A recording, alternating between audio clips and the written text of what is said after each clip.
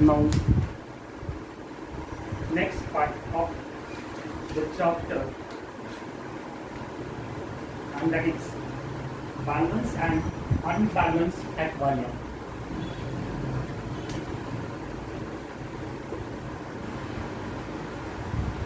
Balance and unbalanced aquarium.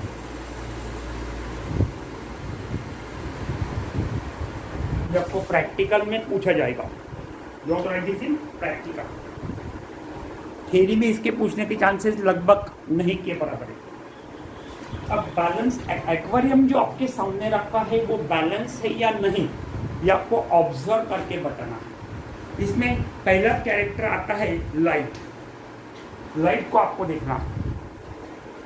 If the aquarium is placed near the window, sufficient light is possible, but if it is kept away from the window, then artificial light is provided by means of 40 watt bulb or fluorescent tube. उसके बाद में glass panel जो है, these glass panels they are cleaned daily, especially to remove the dirt and the develop algae. रोज glass panel अच्छी तरह से साफ की जाती है. खिड़की से थोड़ा दूर एक्वेरियम रखा है ताकि लाइट डायरेक्टली उस पर सनरेज न गिरे, और अगर बहुत ही डिम लाइट होगा तो फ्लोरोसेंट ट्यूब या 40 वाट बल्ब या ट्यूब लाइट उसमें प्रोवाइड किया गया है. तो ये एक्वेरियम बैलेंस है, और ये अगर सुविधा उसमें नहीं है तो aquarium is unbalance. Then second is light के बाद में second is placement. Now, so far as the placement is concerned, it should be kept in the corner of the room so that fishes are comes in direct exposure light. Hence the fishes slow sluggish movement. अगर वो room के corner में रखा होगा, placement कहाँ है? Corner में. Direct sunlight वहां नहीं पहुंचता है. डायरेक्ट सनलाइट कम से कम 1 घंटे के लिए पहुंचना चाहिए दिन भर में, या आर्टिफिशियल लाइट भी नहीं है तो fishes slow sluggish movement, and it is the sign of unbalanced aquarium. Then next is vegetation. Plants कैसे लगे हुए हैं, कैसे हैं, क्या है, इसके बारे में आपको देखना है. विजिटेशन जो है तो plants that are planted they are of quick growing variety. Fast growth rate दिख रहा है प्लांट में, and they are few in number and planted in group. बहुत ज्यादा है और ऐसे ग्रुप के ग्रुप लगाए हुए. There should be sufficient space between 2 plant group. 2 plant group के बीच में सफिशिएंट स्पेस होना जरूरी है. और पीरियोडिकली जो लंबे प्लांट हो चुका है, ग्रोथ हो चुकी है, जो प्लांट की हाइट बढ़ गई है, वो कट करनी चाहिए पीरियोडिकली. और प्लांट जो है वो प्लांट्स लार्ज नंबर में प्लांटिंग नहीं होना चाहिए. अगर ऐसा है तो एक्वेरियम इज बैलेंस, ऐसा नहीं है तो aquarium is unbalance. Then species combination. उसमें जो फिशेस है उनका कॉम्बिनेशन कैसा है? Species combination. So far as the species combination is concern, it contains some fishes that swim near the surface. Balance aquarium में फिशेस अलग अलग कॉम्पोजिशन के रहेंगे, कॉम्बिनेशन के रहेंगे. सम रहेंगे swimming near the surface, some in the middle zone and some in the bottom zone, so that entire water body of the aquarium can be utilized properly. ठीक है. Now aggressive variety जो है they should be kept separately. वो इनके साथ में नहीं रखना चाहिए. अगर एग्रेसिव वेराइटी भी इनके साथ में है तो एक्वेरियम इज अनबैलेंस. देन कुछ फिशेस को शॉल्स में, ग्रुप्स में स्विमिंग करने की आदत होती है, उनको भी सेपरेट रखे जाना चाहिए. तो एग्रेसिव वेराइटी जो है they are kept along with the tiny one, अगर ऐसा है. और important to the size of the fishes is also not given. अगर ऐसा है तो एक्वारियम अनबैलेंस है। और ये 2 पॉइंट के पहले जो मैंने बोला, बॉटम जोन, मिडल कॉलम और सरफेस जोन, ये इस तरह से रखे हैं, एग्रेसिव वेराइटी सेपरेट रखी है, तो aquarium will be balance. Then 5वां पॉइंट है aeration. Aeration, now so far as the aeration is concerned, the oxygen content of water should be high, क्योंकि वहाँ फ्लोइंग वाटर नहीं है, स्टैग्नेंट वाटर बॉडी थोड़ा सा है, 2/1/1 यानी 47 लीटर, तो उसमें ऑक्सीजन कंटेंट ज़्यादा होना चाहिए। And for this aerator is connected with the watering pump to the air pump, sorry, not water pump, it is connected to the air pump, and water is also changed twice or thrice in a month. अगर ऐसा किया गया है तो aquarium balance है, ऐसा नहीं है, उसमें एरेशन नहीं है, वाटर चेंज नहीं हो रहा है, oxygen content of the water is too much low, resulting in the mortality of aquarium fishes, then the aquarium is unbalanced. Then bottom sediments. Bottom sediments. Now so far as the bottom sediments are concerned, the entire bottom is covered with sand and fine gravels. पूरी जो bottom है aquarium की वो fine sand से और gravel से पूरी तरह से अच्छी तरह से ढकी हुई है, और जो rocks है they are arranged to form terrace. They are arranged to form terrace. और एक्स्ट्रा सैंड जो है और bottom algae they are remove repeatedly and regularly. अगर ऐसा है तो एक्वारियम इज बैलेंस। ऐसा नहीं है, if entire bottom is not covered with sand, terrace नहीं है, हिल्स है एंड एलिवेशंस एंड डिप्रेशंस है, हिल्स एंड डिप्रेशंस है, क्रेस्ट है। If the crest are form, then if the rocks they are many in number, they are huge in number, then they restrict the movement of the fishes. Then if they are sharp edges, they are not covered with the sand. In that case, when the fishes swim by the side of the rock through this by these edges of this rock, the fins may get damaged while swimming by their sides, and the excreta, then food particles and algae, it is accumulated at the bottom, resulting in pollution of the aquarium water. ये अगर दिख रहा है तो aquarium is unbalanced.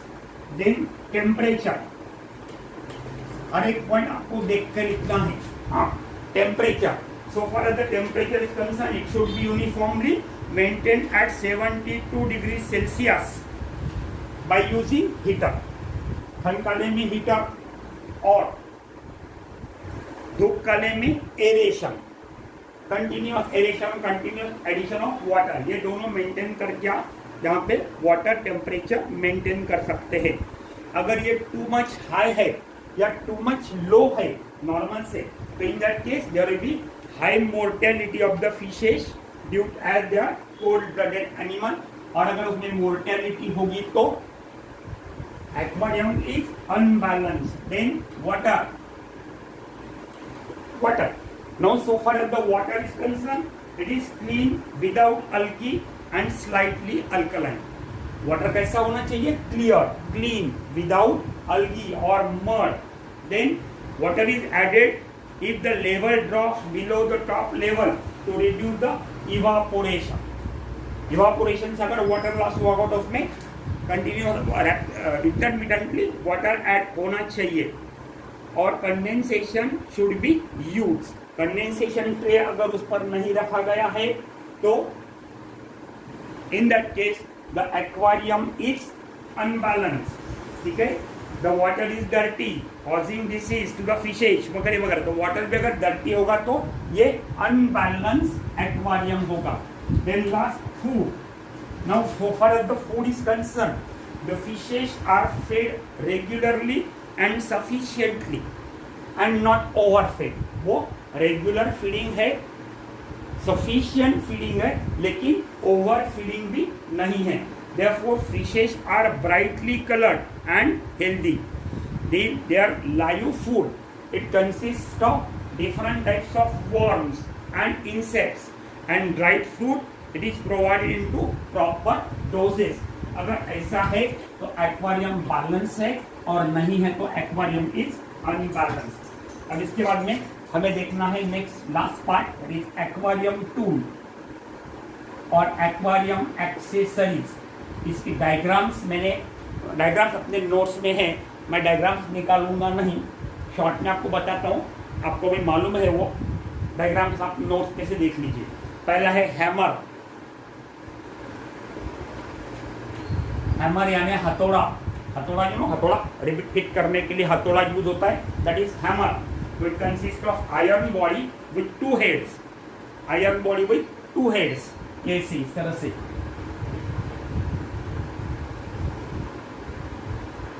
iron body with two heads, one is large and blunt and another is small and pointed। एक and उसका large और blunt है और दूसरा पॉइंटेड है और स्मॉल है। Then steel body is fixed in wooden handle, हथौड़े में जो लकड़ी का डंडा लगा हुआ है, and it is use for fixing rivets in holes of aluminium angle. जब एक्वेरियम हम प्रिपेयर करते हैं तो एल्यूमिनियम फ्रेम को तैयार करने के लिए जो रिबिट हम फिक्स करते हैं उसको फिक्स करने के लिए इसकी जरूरत होती है। It is one of the important aquarium tool.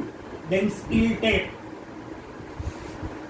Tape गिनने के लिए जिस पर सेंटीमीटर और इंचेस दोनों में फिगर्स रहते हैं, और it is use for measuring size of an aluminium angle, ये भी एक एक्वेरियम टूल है। उसके बाद में प्लायर, प्लायर में पकड़, पेंचेस, पकड़े में pincers, that is plier.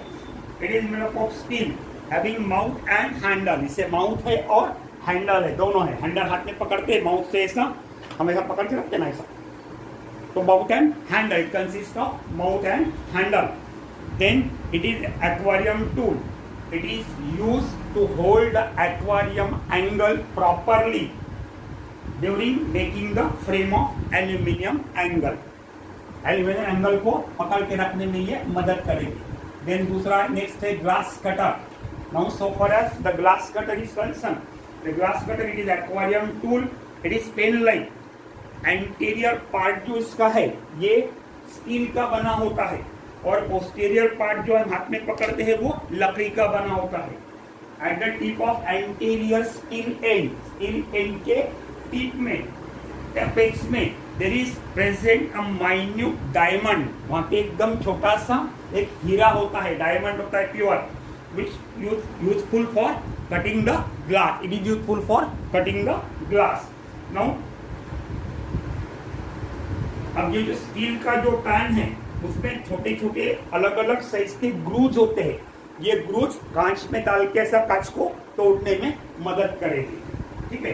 Then hand drill machine, छेद गिराते हैं, हैंड्रिल मशीन इसी रख के ऐसे छेद गिराते हैं, इलेक्ट्रिक भी चलती है, हाथों से भी चलती है, तो hand drill machine it is aquarium tool. ये दो हैंडल की बनी है, body is made up of steel and it is the different size bits for making different size hole. उसमें जो ये होते खिल्ले होते अलग अलग साइज के होते, उसमें से आटे होते अलग अलग साइज के खिल्ले होते, जिससे अलग अलग साइज के छेद गिरेगी। देन फॉइल, फॉइल यानी कानस, ये लोहे की बनी है और एक्वेरियम एंगल काटने के बाद में उसके जो एजेस है वो हाथों में चुभ सकते हैं, तो वो ना चुभे इसलिए उसे स्मूथ करने के लिए इससे घिसा जाएगा, इससे घिसा जाएगा, दैट इज फॉइल। तो foil it is made up of iron plate which is aquarium tool or it is used for softening the edges of aluminium angle।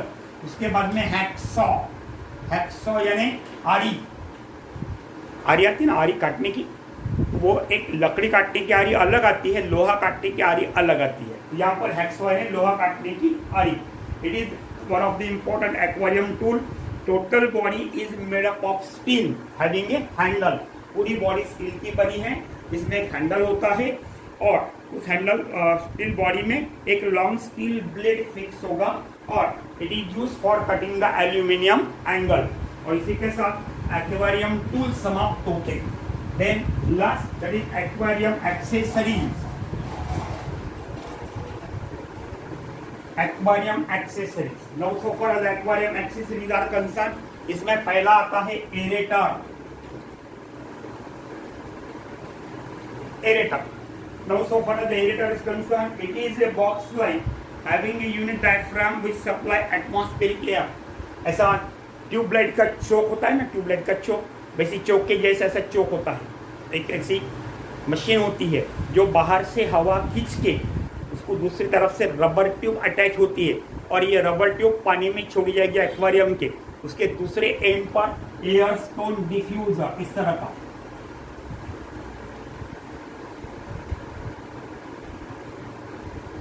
जैसी इसको रबर ट्यूब फिक्स होगी, प्लास्टिक ट्यूब, ये plastic tube और ये aerator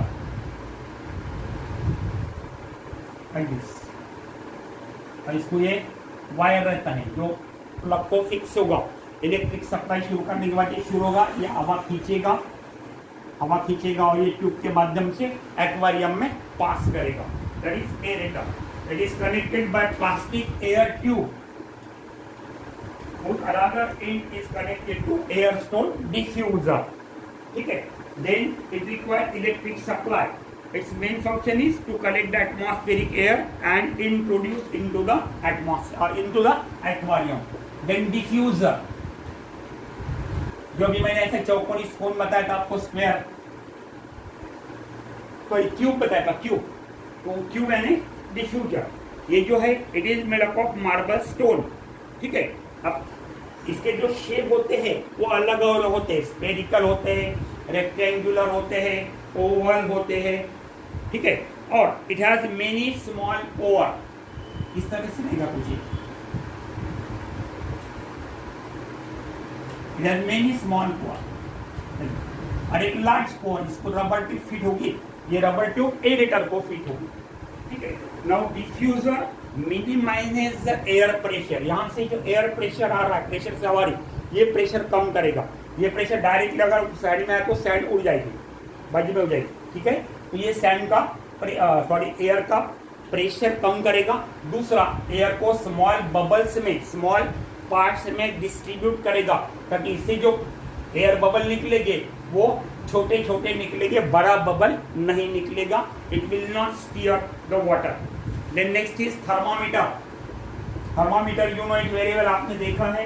Thermometer it is used for measuring the temperature of water, और maximum temperature range जो है water की, aquarium water की, that should be range in between 22 degrees Celsius to 32 degrees Celsius। 22 से 32 degree Celsius के बीच में इसका तापमान होना चाहिए। Then controller, अब इसमें कंट्रोलर ऐसा फिट होता है रबर ट्यूब में, इसके ऊपर एक नॉब होता है, ये कम ज्यादा कर सकते हैं। आपने ज्यादा बढ़ाया तो हवा ज्यादा आएगी, कम किया तो हवा कम आएगी। That is controller. It is unit made up of plastic having 3 to 4 ways. इसको 4 वेज भी हो सकते हैं इस तरह से। ठीक है, अब ये एरेटर मशीन 1 2 3 है, ये 3 से आप 3 एक्वेरियम को एयर सप्लाई कर सकते हो बाय यूजिंग सिंगल एरेटर। ठीक है, सिंगल कंट्रोलर, नॉट एरेटर। तो controller equally distribute force of air produced by an aerator. Then due to controller, oxygenated air is equally distributed in different parts and in different aquarium. Then next is heater.